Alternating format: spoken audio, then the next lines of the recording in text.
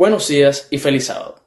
Bienvenidos a una nueva lección de la Escuela Sabática de Jóvenes, donde comenzaremos con nuestra primera lección de este segundo trimestre, titulada Una misionera poco común. En la lección de esta semana, Jesús viaja a través de Samaria y tiene un encuentro inesperado.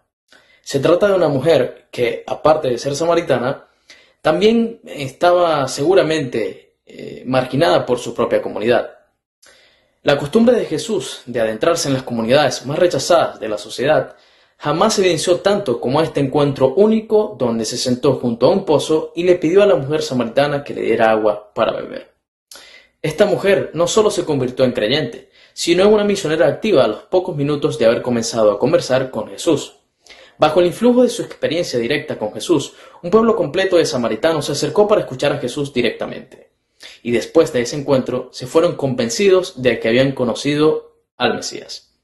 El texto clave de la lección de esta semana se encuentra en el libro de Juan, capítulo 4, versículos 28 al 30, y nos dice: La mujer dejó su cántaro y se fue al pueblo, donde dijo a la gente: Vengan a ver a un hombre que me ha dicho todo lo que he hecho. ¿No será este el Mesías? Entonces salieron del pueblo y fueron a donde estaba Jesús. Claramente en este encuentro con Jesús, la vida de la mujer samaritana cambia por completo. En el principio Jesús se muestra como requiriendo o en necesidad de agua para beber, pero luego que transcurre el relato podemos notar que Jesús empatiza con la situación de la mujer samaritana, que era, en este caso, la persona que realmente necesitaba esa agua. Y Jesús estaba dispuesto a ofrecérsela, pero no un agua común, sino un agua que cuando la bebiere no volvería a tener sed.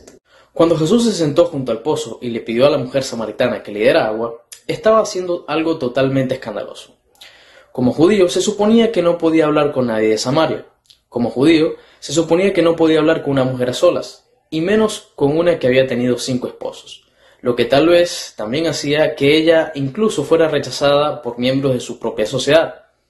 Pero Jesús siempre derribaba barreras y le quitaba las etiquetas a las personas, dando una lección de no hacer acepción de personas. Para la época de Jesús había una fuerte controversia entre estos dos pueblos, los samaritanos y los judíos.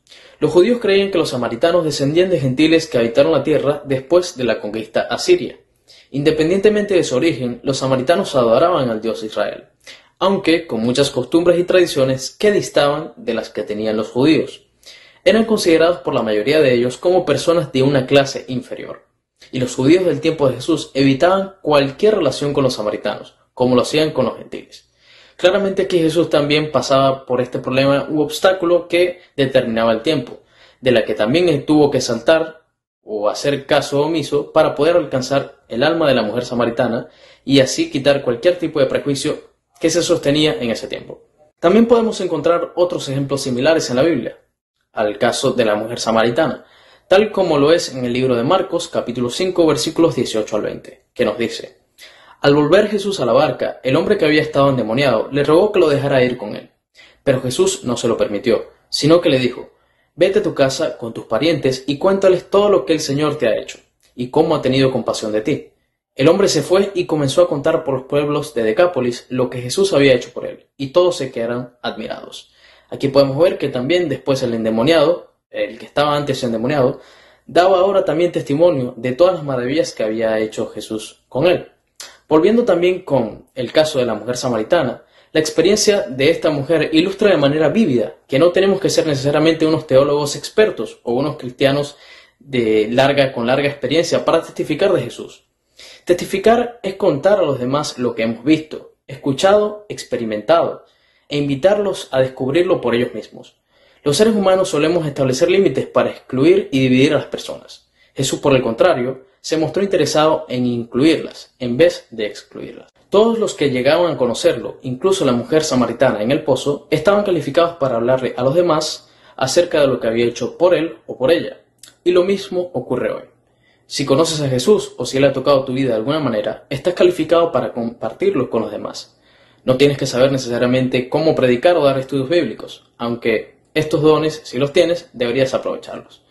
Lo único que tienes que hacer es lo mismo que hizo la mujer samaritana en el pozo. Decirle a los demás: conocí a este hombre y él hizo esto por mí. ¿Por qué no vienes tú también a conocerlo?